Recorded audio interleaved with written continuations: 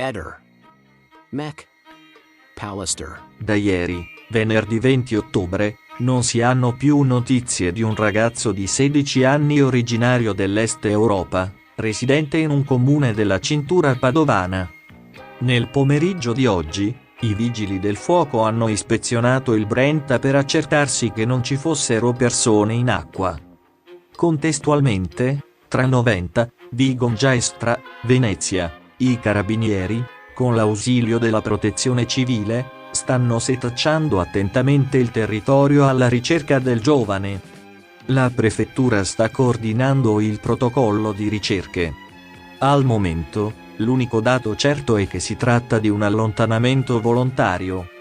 La famiglia segue con apprensione le ricerche, sperando di poter riabbracciare presto il ragazzo scomparso.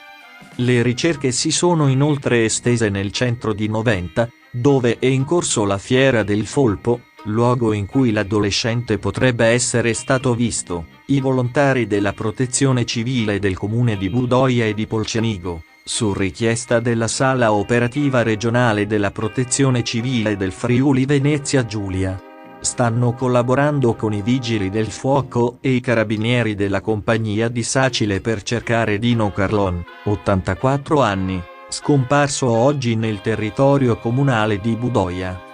L'uomo è uscito di casa con il suo cane questa mattina e non è più tornato. Sul posto sono presenti anche le unità cinofile delle associazioni di protezione civile del Friuli Venezia Giulia. Ehi, non dimenticare di iscriverti a questo canale.